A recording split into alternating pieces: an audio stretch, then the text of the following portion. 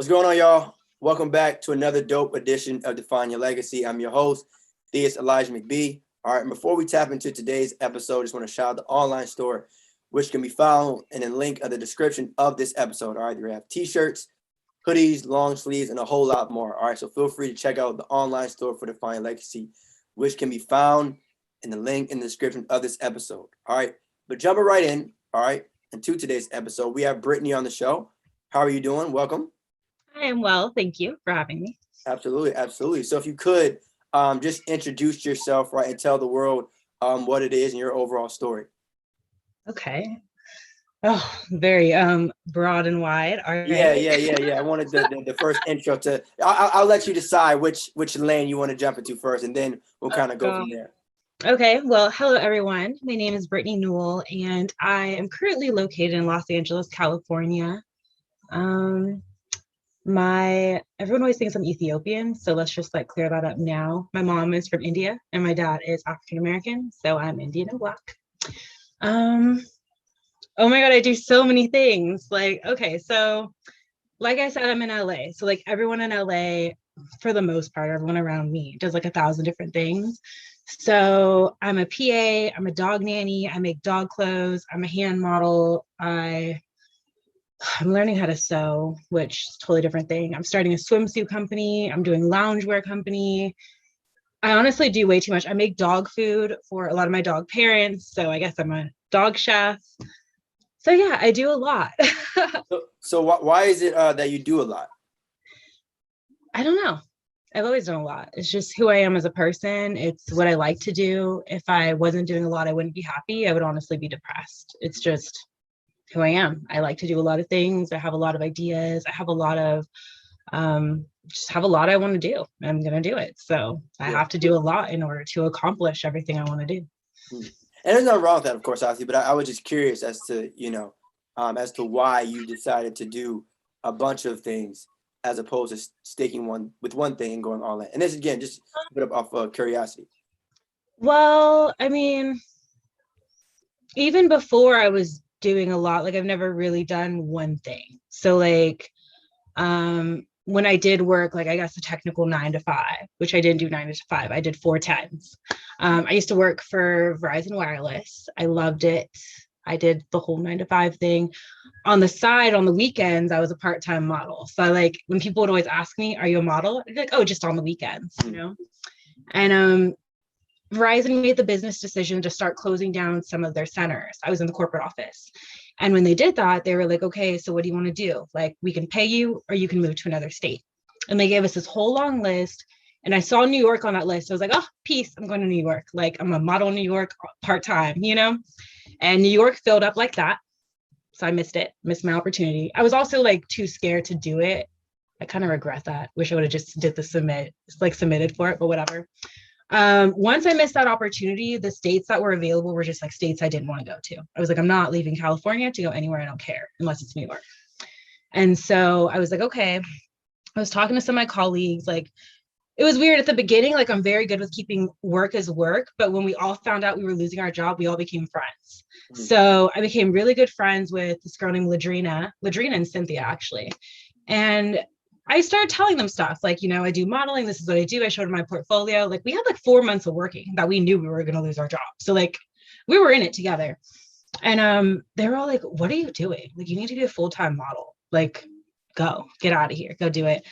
And so that's what I did. I took my severance check. I moved to the Bay Area to live with my dad because at the time I was in Sacramento with my mom.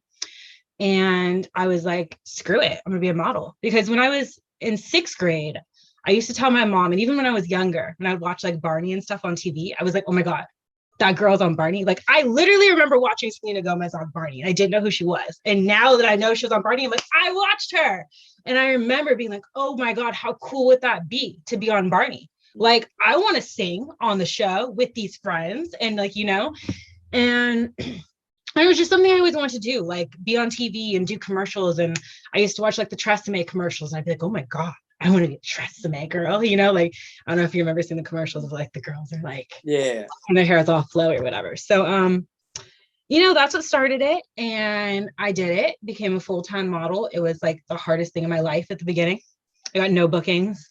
Didn't know what the hell I was doing. I attended like a modeling school. I started doing like a lot of free shoots, a lot of like trade stuff to figure it out. I shadowed other models. And then eventually I started getting booked for like actual paid gigs. And then I tried to get signed with an agency. No one wanted to sign me. You know, whatever. I kept trying. I finally got signed with an agency out of San Jose, which thank you. They gave me my first shot, you know. I got signed with another agency maybe a couple years later. And then I kind of just learned like you're better off doing it yourself, because I was like, my whole goal was getting signed with an agency, right?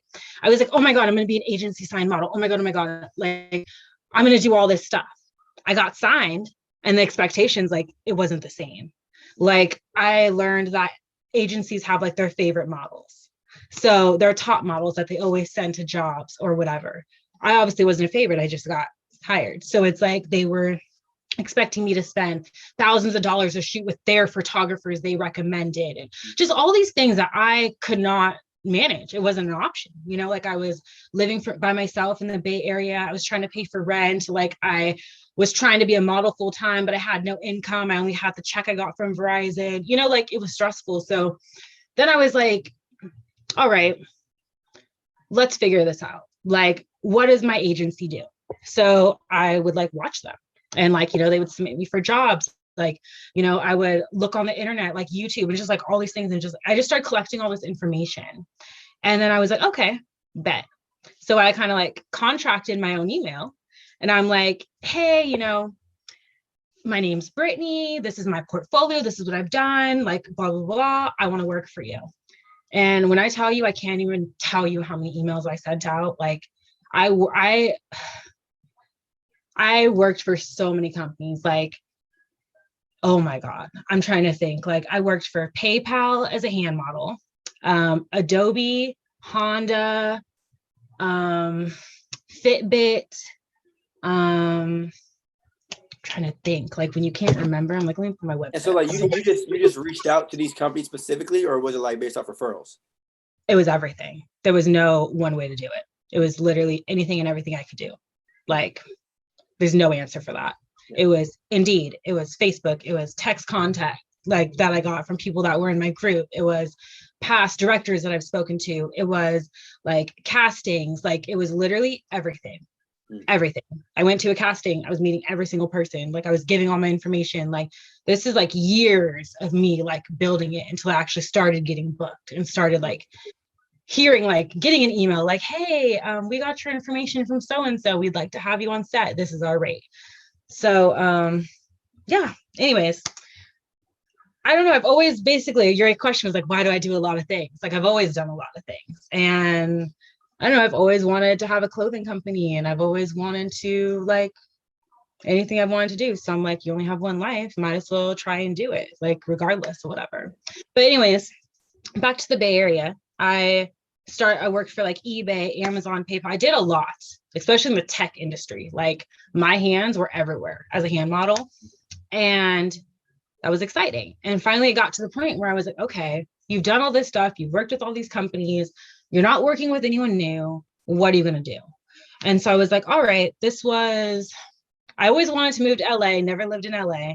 I would come to LA and do like work and stuff, but like, I never lived here. So the pandemic happened, 2020. And I was like, okay, you've done everything out here. Probably not everything, that's dramatic. But, you know, in my head, I'm like, you've already hit a level that you wanted to hit. Now I'm comfortable, you know? And I'm like, okay, now I'm comfortable. I feel like it's a problem. So now I need to move. So I was like, all right, bet, let's move to LA. So I did, found a place, packed my stuff, moved to LA, didn't have a job, didn't know what I was going to do. I was like, okay, shit. So then I was like, all right, rewind in my head back to before Verizon, when I worked, actually it was Verizon too, it overlapped. When I worked at Verizon, plus when I worked at Lids, Zoomies, like all these other places, which now I think about it, I used to, when I was like 17, 18, 19, I would have like 2 or 3 jobs at a time. So this problem probably like steered from back then. But did I lose my train of thought? Well, I was just going to ask too, somewhere in that story, it was like, so you moved to LA while you were unemployed? Correct. kind of bold. Why'd you, where was the motivation and inspiration in doing that? That was my point. I was getting to that. Gotcha. So I had in the Bay Area, well, actually, I kind of already explained it. I had already reached a level that I felt was my level that I wanted to reach. So therefore, at that point, I was comfortable. So now I need to move. So I chose to move to LA. That was what caused that move. So rewinding back to before I worked at Verizon, I would dog nanny and I would just like make extra money, you know, sitting people's dogs. So it's like, okay, you're in LA, there's a shitload of dogs here. You should start nannying people's dogs. So then I started nannying people's dogs out here. And then I started booking modeling work. So it's like, okay, now I'm a dog nanny and I'm booking modeling work. Then I started working for my now boss. Do I name drop? Do I not name drop? No, you don't have to. You don't have to. Okay. And so now I work for my now boss who owns a clothing company, which was crazy. I actually reached out to my boss because I wanted, okay, back to modeling. I really want to do e-commerce modeling so bad. So for example, if you don't know what that is, when you go to like the Fashion Nova website or the Nordstrom website, you see the models just wearing the clothes. A lot of times you don't see their head. It's just their body. That's what I've wanted to do for so long. It's just like a goal of mine, right? So I reached out to my now boss and I was like, hey, here's what's up. I am a model. This is my portfolio. I really want to be an e-commerce model. I see on your website, you don't have any e-commerce shots. So I'm willing to shoot with you for free because I really want this. He was like, all right, bet, pull up. I was like, what? Me? What? Like, I didn't even think he was going to see it because he had so many followers and he was just like popping, right? And I didn't even know the guy. I didn't even know the brand. It was actually a friend of mine that told me about the brand. And I was like, oh, I have seen that around LA. You're right. So when he said that, I was like, oh my God, what do I do? So I did. I packed my stuff. I went, pulled up on him and I shot for him. And then I ended up becoming his PA. And now I run almost everything, like the clothing, the inventory, like when things get printed, like a lot. Like we're about to do a pop-up this weekend. We do pop-ups all the time.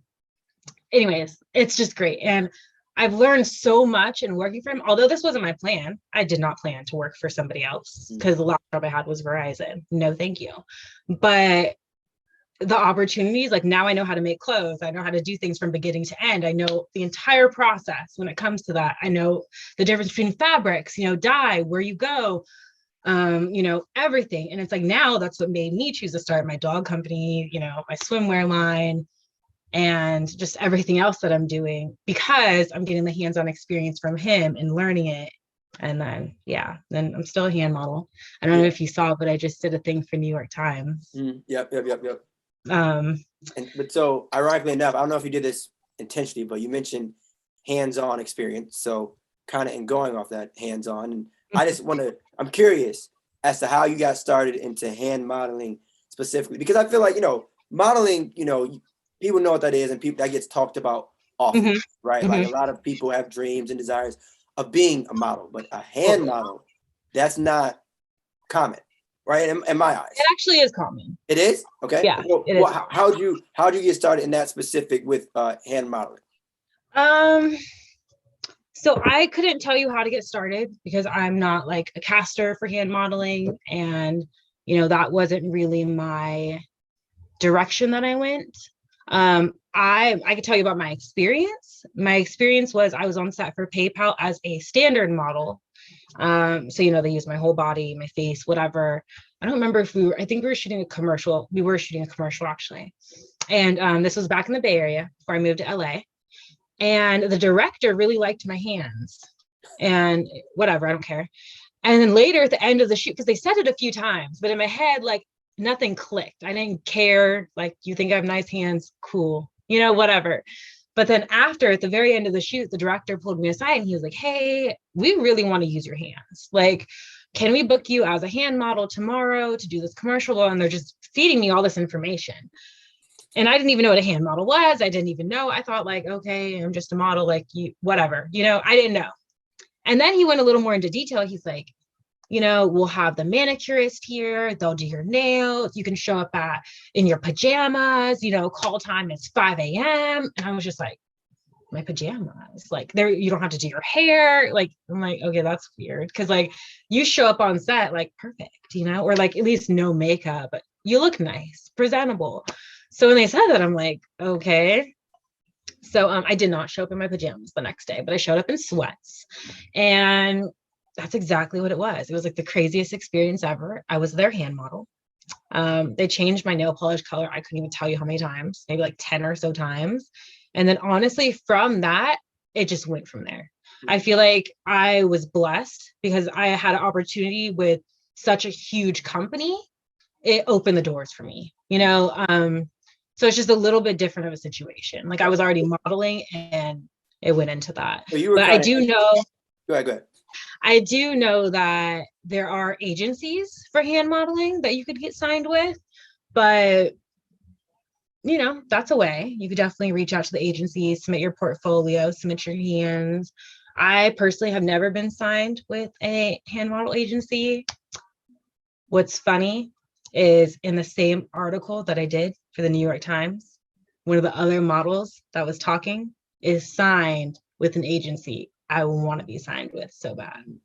So networking just like that. But so it sounds like you were introduced to it, or like someone picked you up in terms of like, okay, they saw your hands, but did they ever say like what it was that they noticed about your hands that made them want to work? Because again, I didn't care at the time. At the time I didn't know, I didn't understand. My whole thing was like easy money, they want me again, I'm about to work for PayPal again, so that's so cool.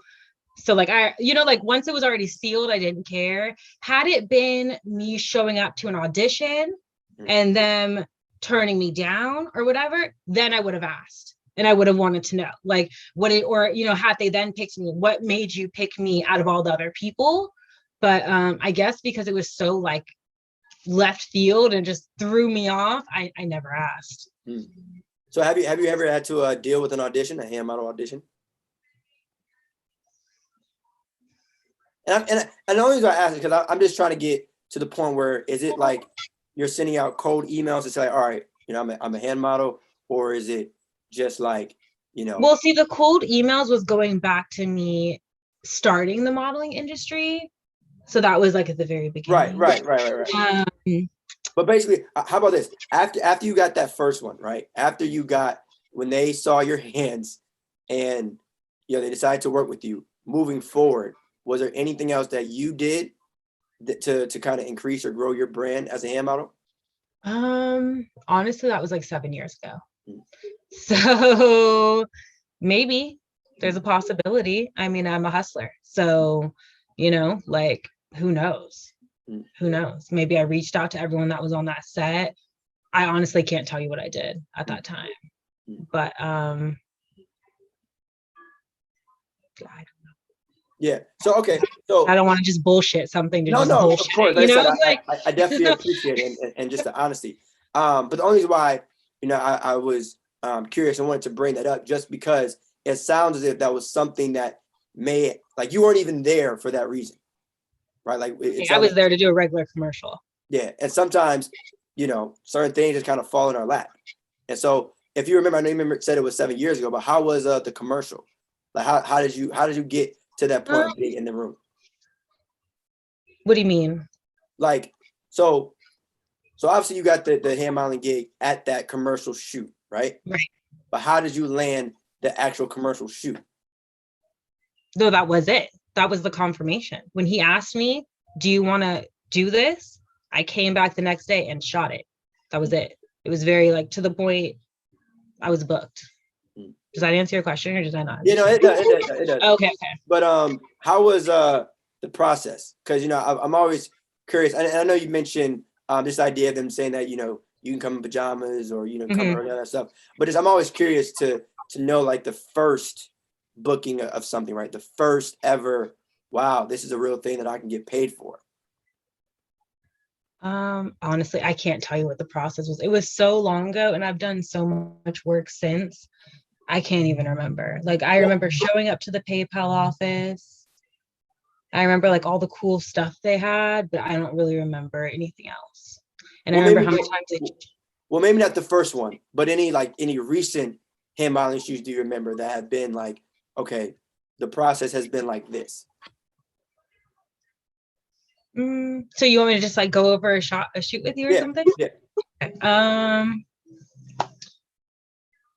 From just like beginning. yeah. From all right, so from beginning, let's say you have whenever your most recent hand modeling shoot was, right? Let's It was for start. the New York Times. Okay, let's start from the actual beginning. Like where do you start the day off? Just the day, not the entire, month or week long Okay, process okay, I of reaching out, understand. but from there.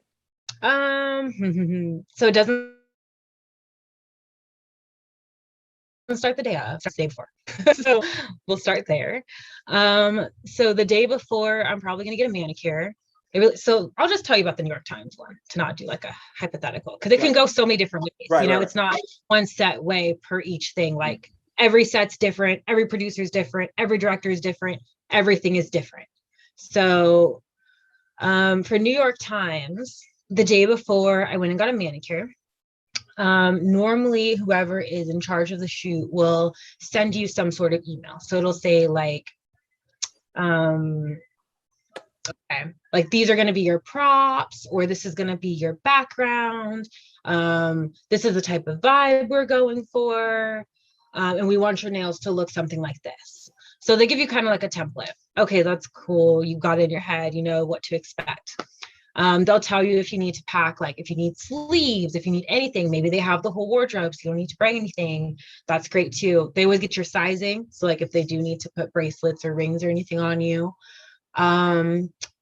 If they do have you doing your own manicure, I always do them the day before, unless my shoot is in the afternoon. If my shoot is in the afternoon, I'll do my manicure in the morning. If my shoot's in the morning, I do my manicure the day before.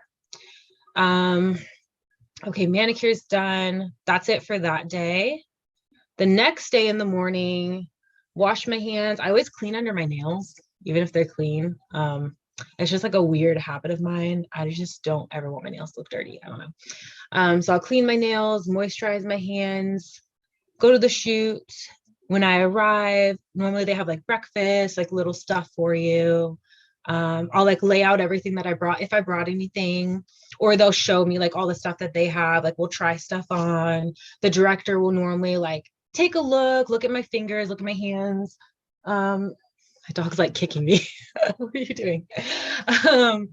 So let's see. From there, normally there's a lot of wait around time as a hand model. Like you don't normally just get in and start shooting. They'll be shooting like little before products, setting things up. Actually, to go back to Hidden Valley Ranch, this is a good example because I shot for them recently. I was literally there like all day, not shooting, and they used me for like 30 minutes. Like that's a hand model life for you. They barely use you, but like you're just there waiting. So it's nice. It's easy pay, you know. Yeah. But okay, so you're doing a lot of waiting. Maybe they might shoot you, bring you in, you know, see how things look. Eventually they'll shoot you. That's all done. In between time, you're like talking, mingling on your computer, whatever. And then yeah, that's it. Then you're normally wrapped. There's a lot of waiting. A lot of waiting. Okay. But so are you ever nervous before a shoot at all? Like, is that no, right? No. And again, like I have to ask yourself because just out of everyone's business is different, right? And so even though it's hand modeling, some people get nervous with certain things and some people don't. But so who needs hand modeling? Right? What type of agencies or companies do you feel like people can either reach out to or everyone, vice versa? Everyone, literally everyone. If you throw something at me, I'll give you an example because it's literally everyone. Did you have like a mentor early on with this, or did you just realize like, okay, everyone needs?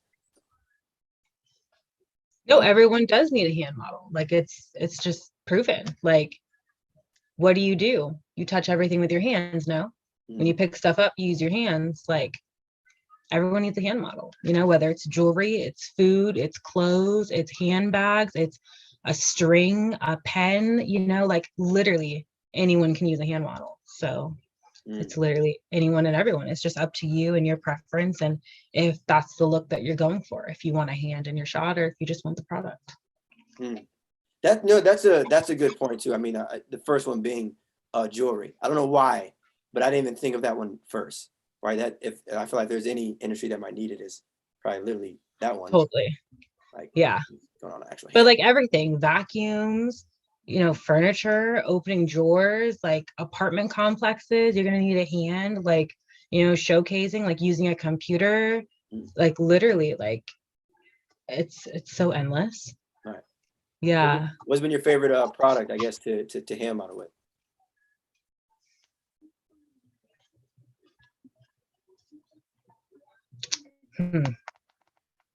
Okay, I'm not gonna give you a favorite, but I'll give you my weirdest.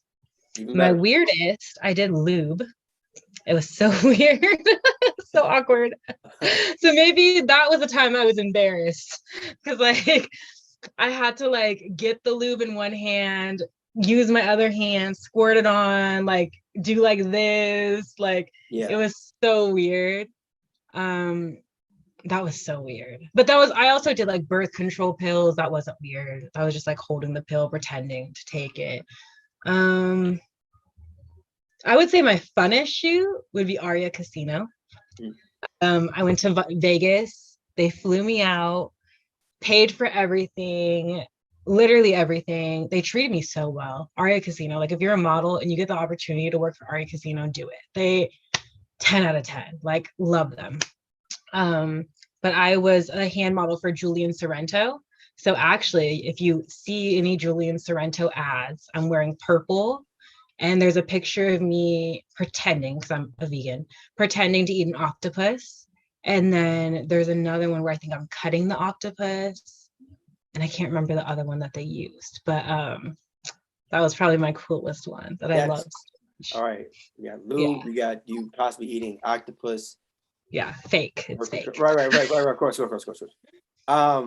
So how is it though? Like if you see your work somewhere, right? But not necessarily seeing your face attached to it. It's so weird. You know what? I just remembered something. Right. And this is actually perfect. So the reason I moved to LA, I came to LA. I already knew I wanted to move here, right? I came to LA to Glendale actually to look at an apartment. Okay. I brought my best friend from 7th grade. We're not best friends anymore. It doesn't matter. Brought her at the time out here with me. She is a savage. She came with me. We literally drove 6 hours from Sacramento, looked at the apartment and did a turnaround and drove 6 hours back. Okay. We're crazy. Before we left, something told me, take her through Hollywood. I was like, just take her through Hollywood. She's never seen it. She's a mom, just take her through. It was just me and her, we didn't have the kids. When I tell you, let me see if I can find it. Let me see if it's in this phone. I took her through Hollywood. Actually, let me just go to Instagram and find it. And when I tell you I flipped a bitch so quick, I saw my fucking hand on the top of 1600 Vine. It's an apartment complex. I was driving by, it was Ease. I did a Ease in November. We did a Thanksgiving shoot. I didn't see this until January of 2020. So that tells you that, actually we shot it in September. I'm wrong. So we shot in September. So that's October, November. November was supposed to be for Thanksgiving. I looked everywhere for this billboard. I didn't see it anywhere. I was like, whatever, maybe they didn't use it. December and then January. And I just happened to see it. And I was like, Ease. I was like, that's my fucking hand. And she's like, what? And I flipped the car around. I was like, that's my hand. I know that's my hand. And so I flipped around, stopped the car. And I was like, oh my God. But there was 2 brown hands. And I was like, I don't know which one's mine. And then I was like, I'm pretty sure it's that top one because I remember wearing a tannish color shirt. So I went to my phone, found the behind the scenes photos because I scroll.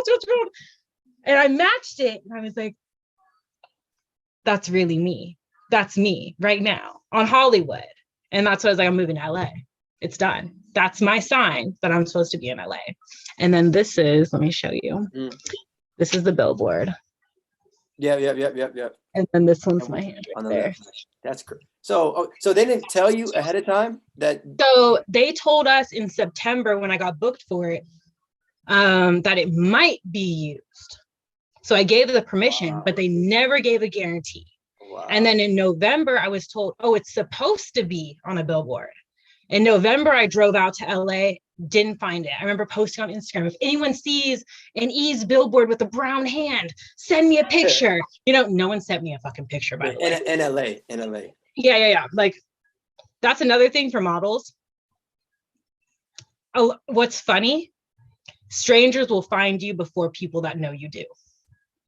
Like, it's weird. It's so weird. I've had DMs from people where they'll send me a picture. I'll be like, oh my God, I think this is you. Or, oh my God, like, is this you? But it's like, how do you know when you don't even know? I was gonna say that's a little strange.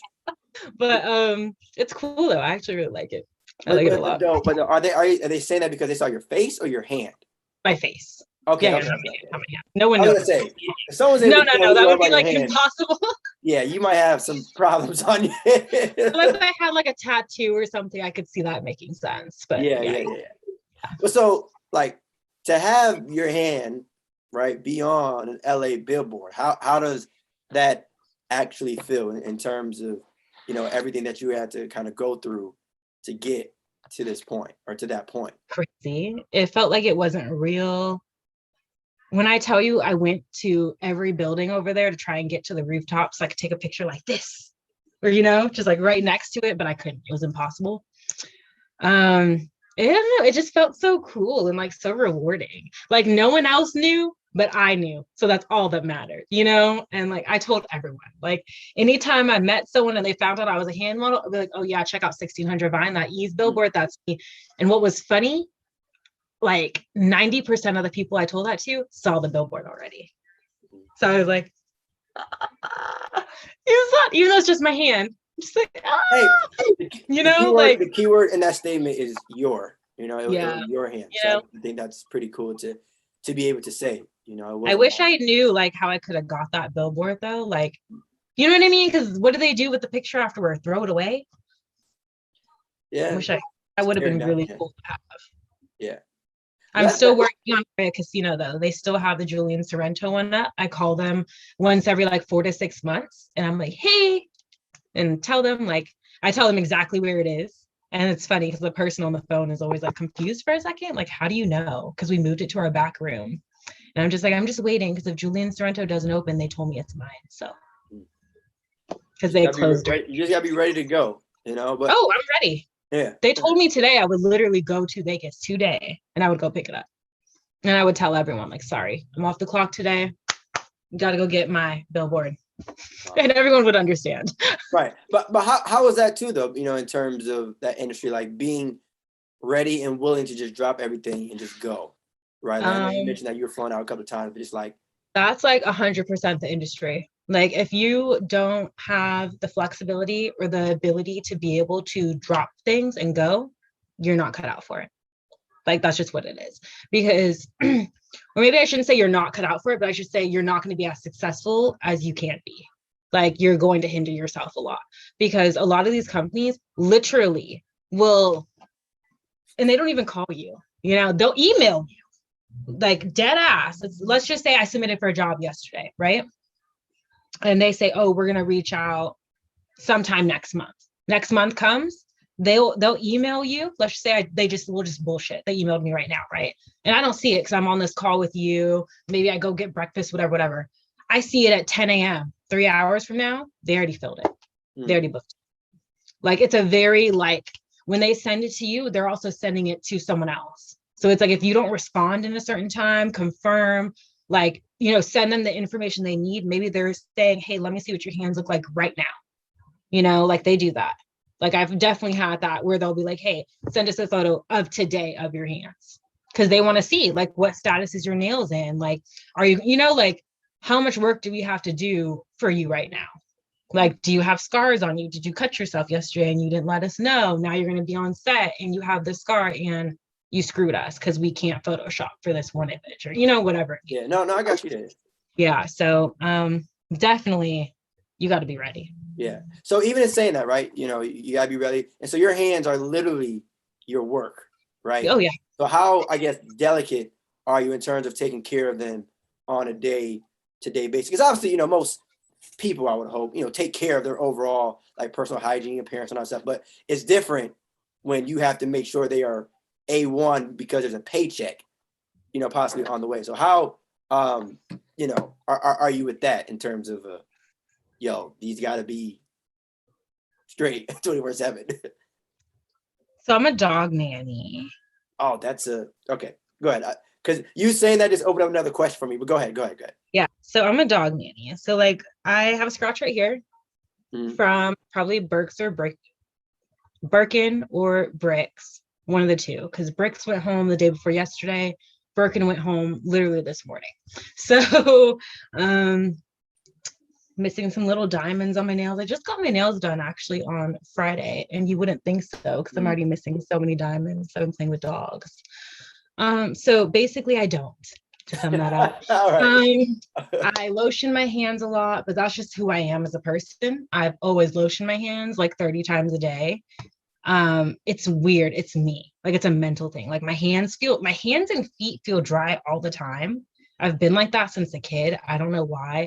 So like I literally have lotion everywhere, like here, in my purse, in my bathroom, like every purse has a lotion, in my car has lotion. Like I'm just this weird lotion lady. So honestly, that probably helps, but it's like not on purpose. It's just who I am.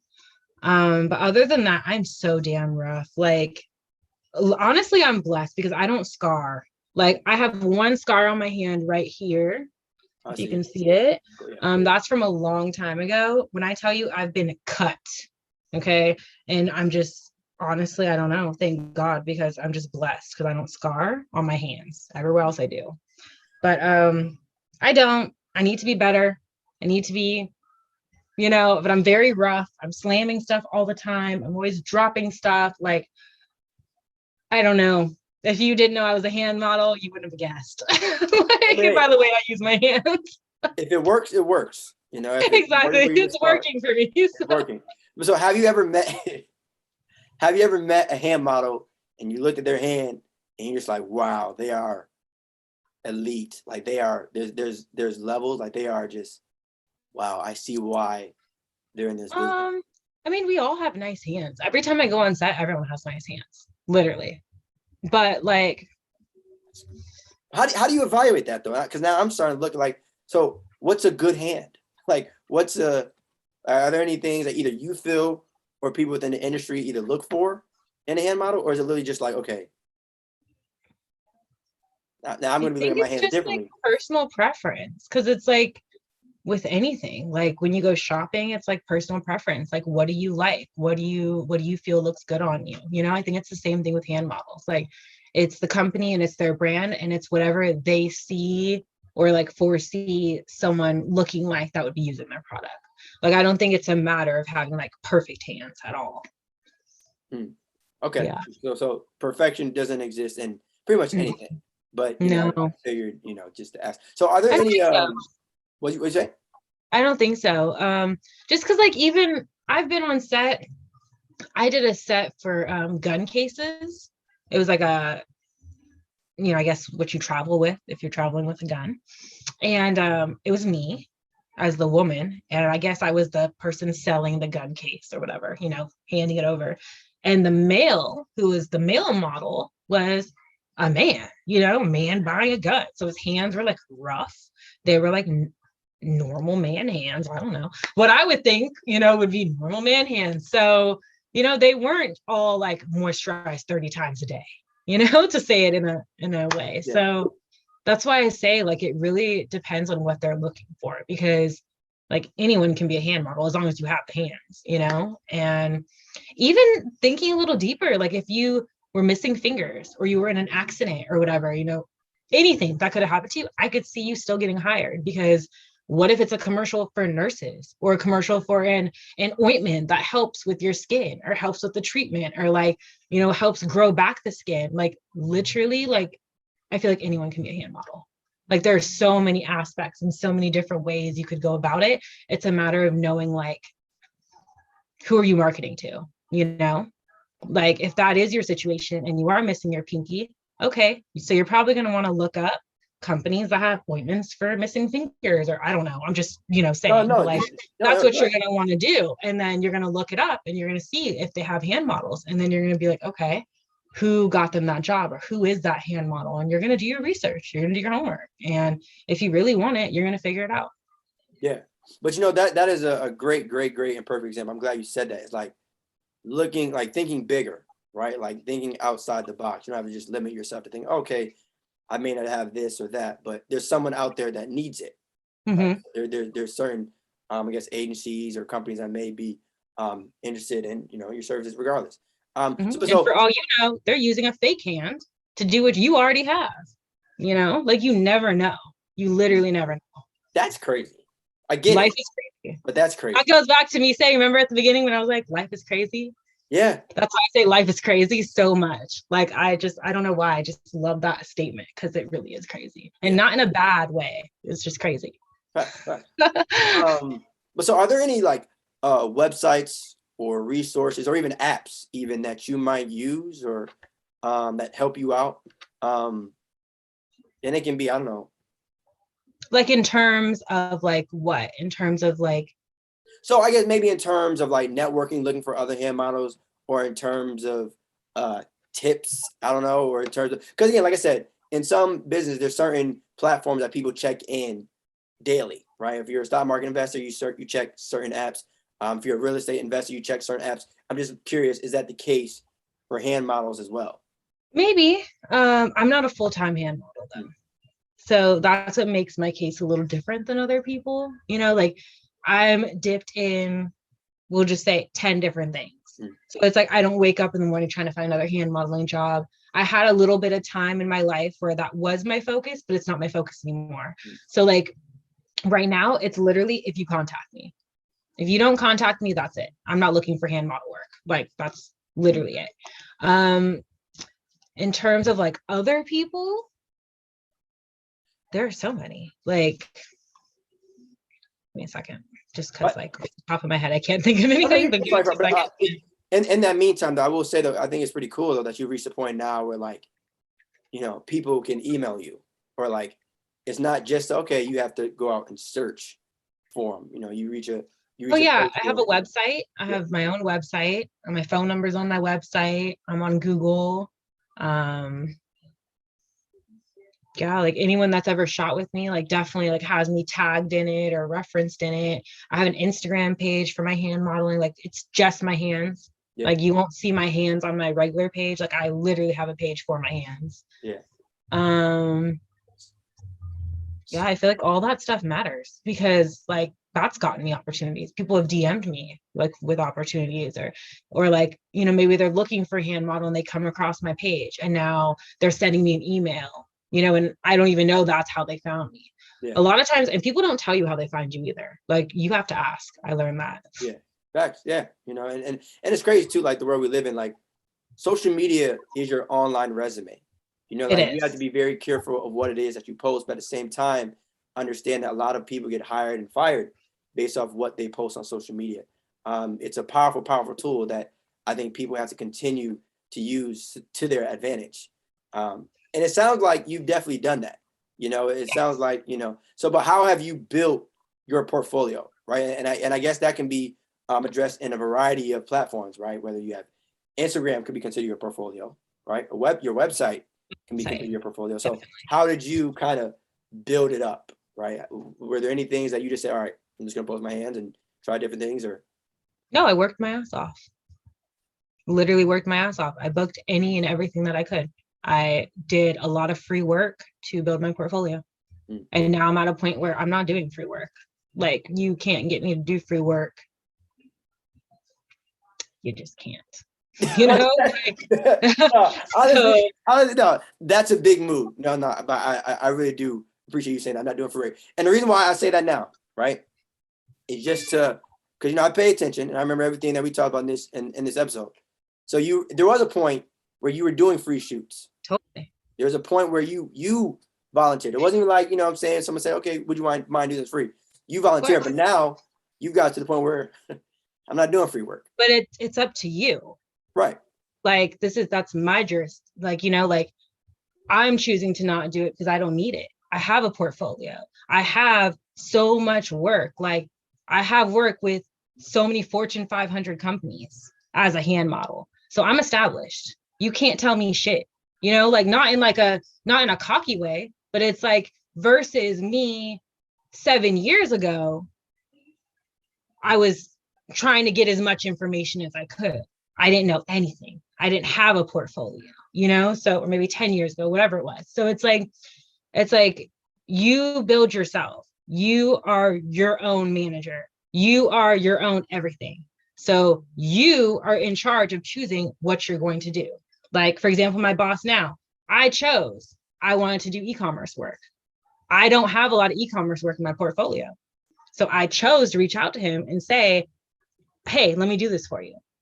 Because in the back of my head, that's benefiting me and him.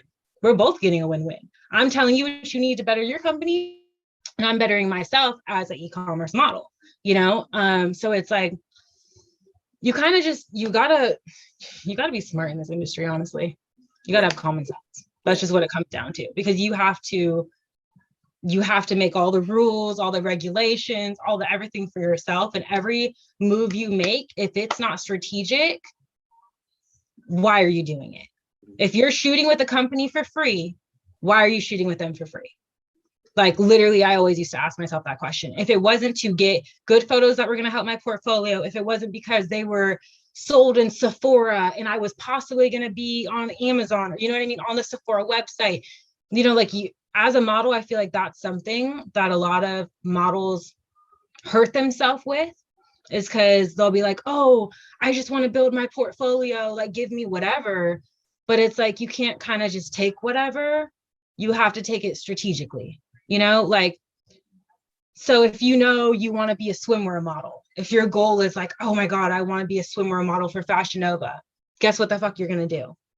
You're going to reach out to 100 swimwear companies in your area, dead ass, 100, none less. You're going to take a shitload of swim photos. You're going to take them at your house. You're going to take them at the pool. You're going to take them at the beach. You're going to take them everywhere. You're going to work with 10 different photographers, because every photographer is going to give you a different type of look. They're not going to give you the same look.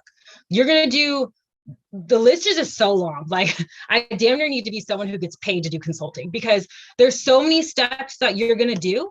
And once you get your steps done and you have everything you need, that's it. No one can tell you shit, because now you have everything you need. And now that's it. Companies are going to reach out to you. Companies, if they see you have everything that they're looking for, they're going to put you in their product. Like, you really just got to build your foundation, I guess. And once it's built, with every single, hand modeling, whatever it is, because every single act of modeling is different. Like, you're not just a model for everyone. You're a swimwear model, you're a hand model, you're a clothing model, you're a bag model. Maybe you have amazing lips and everyone wants you for your lips. So you're doing lipstick. And now, like, everyone knows you as the girl, your lips are everywhere. So it's like, you really have to figure out what it is you want to do, and you can do it. Yeah. Like with my hand modeling. Once I did the PayPal thing, I know I was like, all right, bet. Like, I can't tell you exactly what I did off my head, but I know I did a lot of shit, like, to get to where I needed to go. Yeah.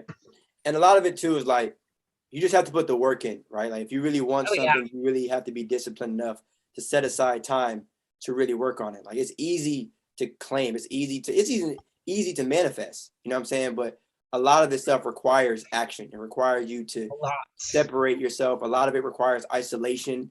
And it's not always fun. Like, I think the journey to building something takes time, but it's required, And so again, I ask that because when you think about the separation of your journey, right, the 7-year span, I think you can reach that point of saying, all right, I'm not working for free because you put in the time, right? So I know that's always an interesting dynamic, right? Should you work for free to build up your portfolio, or should you say that, all right, I'm not doing anything until I come you a check? But I think what it really comes down to is like, what's your situation, and leverage. Are you like, what's your overall goal, with each and every decision that you make? Because at the end of the day, money is money, right? We can sit here and act like, ain't that big of a deal. Oh, money is nice. But at the same time, if you're a person that's trying to build understand that, like, people gotta know who you are, right? Exactly. And how does that feel though now to know that people know you for the services, for the dope services that you can provide? You're not just the new kid on the block, if you will. You're, you've done some things. It feels good. It's nice. It's definitely nice. I remember back to the beginning of my hand modeling. I do remember being told a lot, like how to hold something, how to move, like whatever, because I didn't know. Now, throw me in there, we'll have every shot done in literally 3 minutes. Every single shot, every angle, everything. Because like you learn, you get a craft, like you learn how to hold things and face things, and it goes back to it. It's a lot of work. Like if you really want to do it, you're going to do it and you can be successful at it, but you have to put the work in and you have to learn. And if it's something that you just, oh, that would be cool, then it's probably just going to be a hobby and you'll do some cool things like here and there.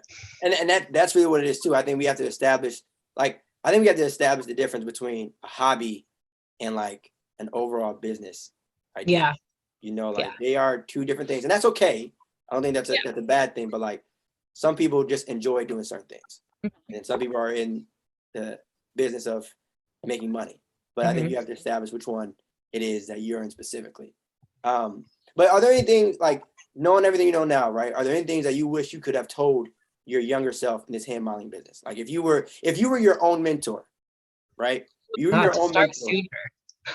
What was that? To start sooner for sure. Yeah, because I didn't even know. Yeah, I had no idea. Yeah, but you know what though? I guarantee you there's going to be at least one person that watches this and listens to this by like, wow, I didn't even know. Because you said it was common, right? And I apologize for not being as hip to it.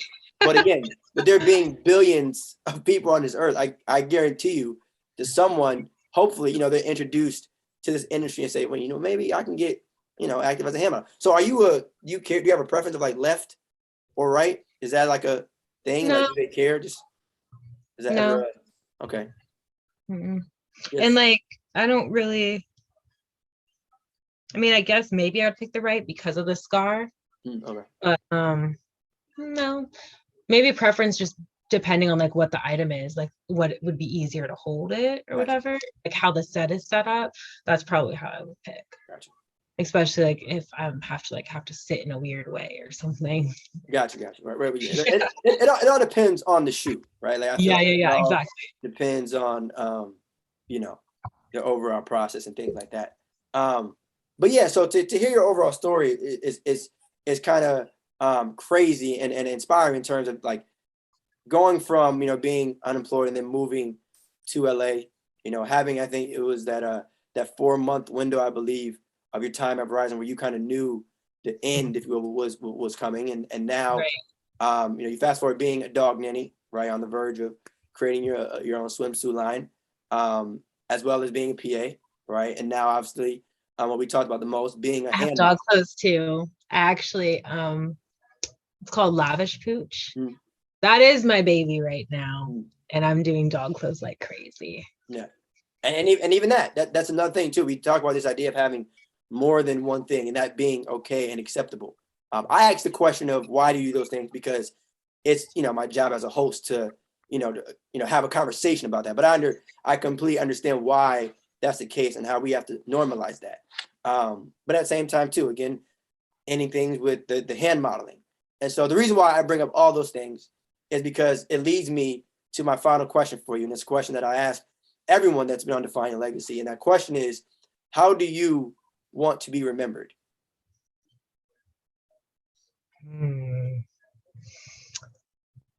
Okay. Well, all I care about is animals. And I just want to save animals. That's all I care about. And people are shitty, okay? And so I just want to save all the animals in the world. And I know that's not realistic.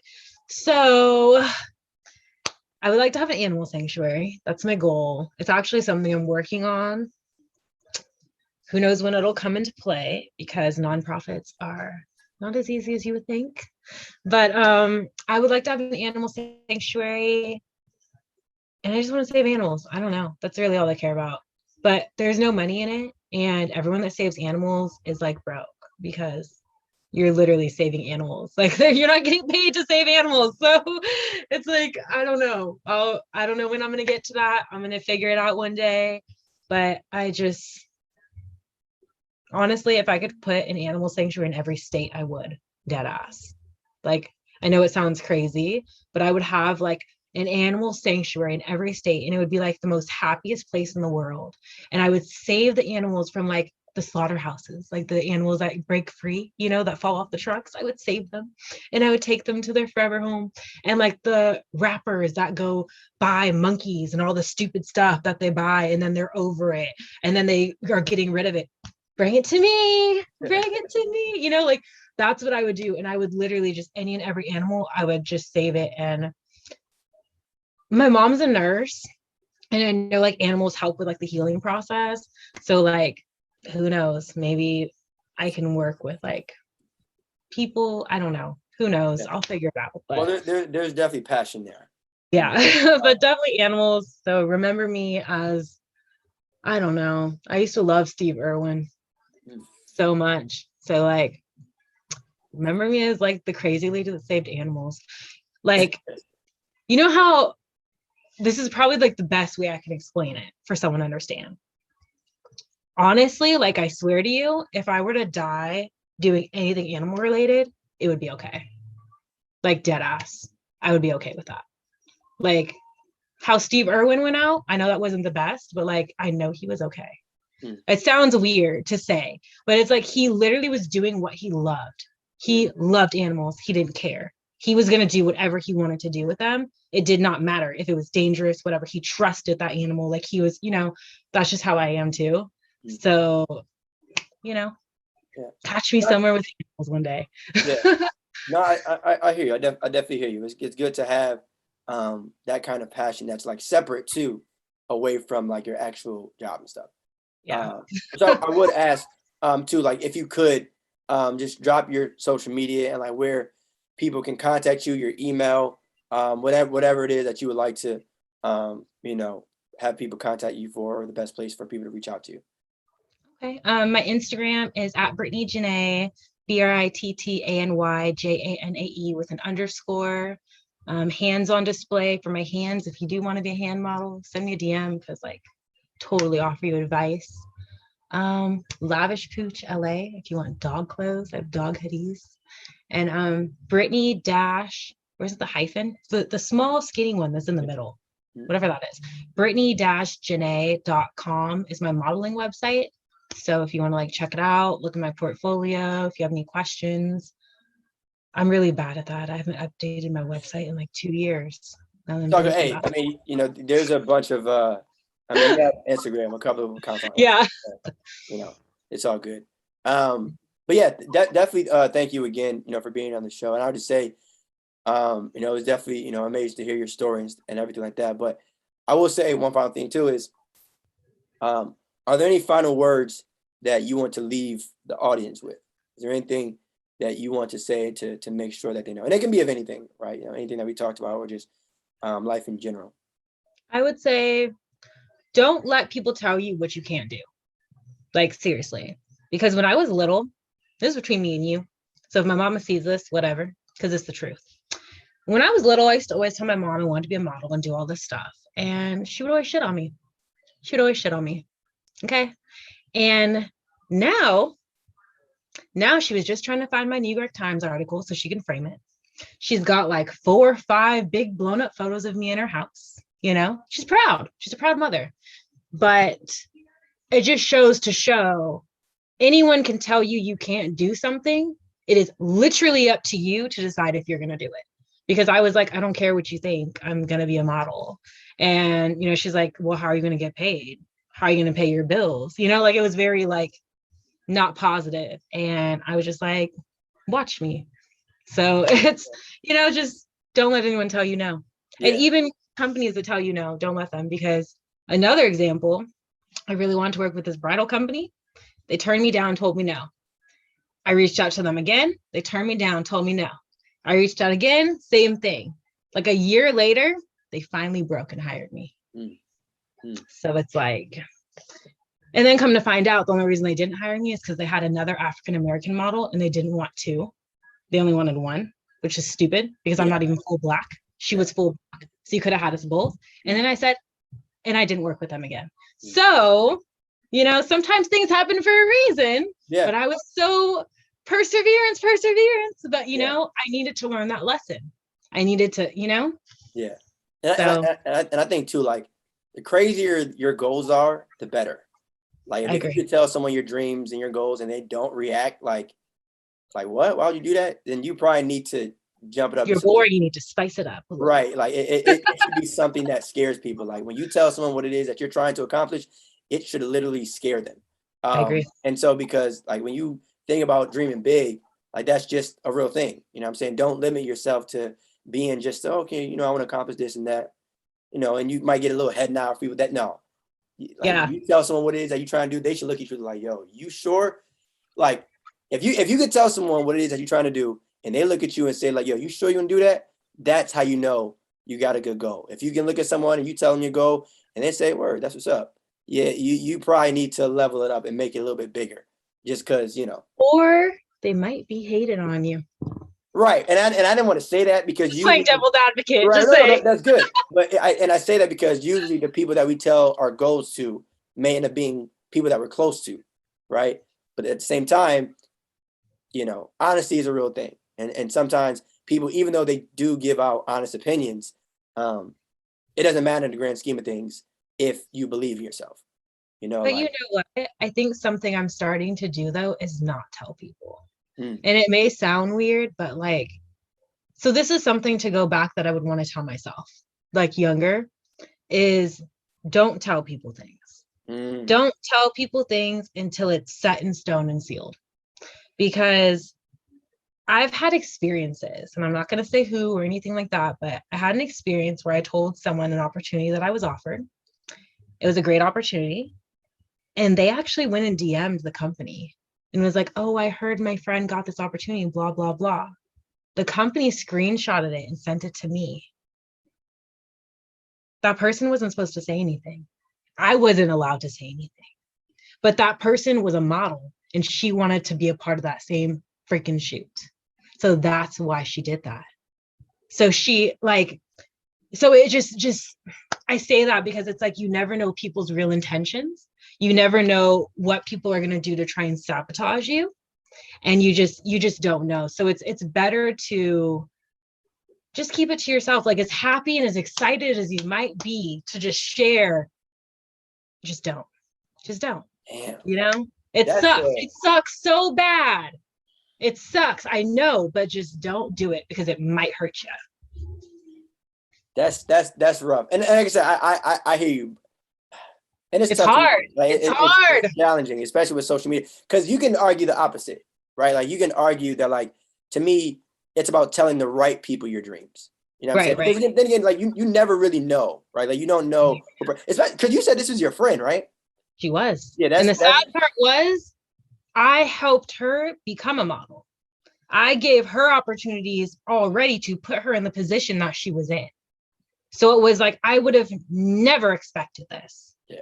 Ever in a million years. And I don't think she expected the company to send it to me. Of course not. I think what she thought was going to happen was they were going to be like, oh, this is her girl. Okay, bet you're invited. I feel like that's what she thought. But instead, the company was like, didn't we tell you not to tell nobody? Yeah, and now you look crazy because of that. And now I look bad because I chose to trust someone I have already trusted, who's shown me I can trust them. But unfortunately, sometimes trust is measured with something I've learned with age. Trust is measured based on that person and what they can benefit from it. So it's like, yes, you can trust them literally with everything.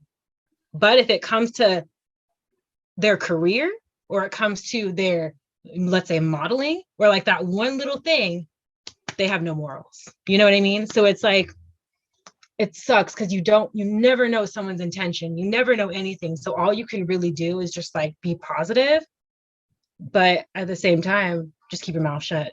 Yeah, like, game is the game, and it's so unfortunate. You know what It I'm saying? is. Like you would hope that with this idea of networking and explaining your goal. But I will say though, in your specific example, I think it hurt that you told them this specific agency or the company that you were working with. Yeah. That might be the part that was.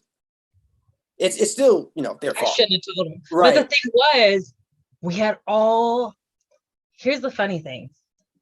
The reason I even found out about the damn casting was because of her. She sent it to me. So it's like, I felt like I had to tell her. You know, I felt like I owed it to her to tell her because she's the reason I even got put in front of those people. You know, like I felt it was just my right. I felt it would have been wrong of me to not tell her until the day of, you know, like, because she would have known I've been new.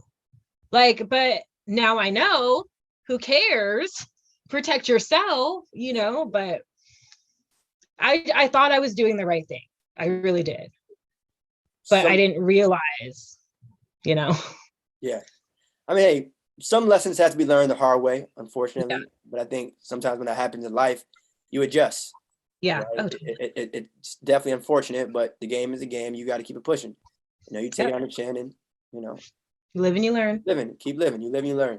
Mm-hmm. But yeah. So on the Defining Legacy front, make sure you subscribe to Theus Elijah on YouTube and Defining Legacy on Apple Podcasts, as well as Spotify. All right, follow Defining Legacy on Instagram and Facebook, as well as DYL Podcast on Twitter, as well as Theus Elijah on TikTok, as well as check out the online store and the link in the description of this episode. All right. And just like that, Brittany, we appreciate you for being on the show. All right. And we gone. Peace.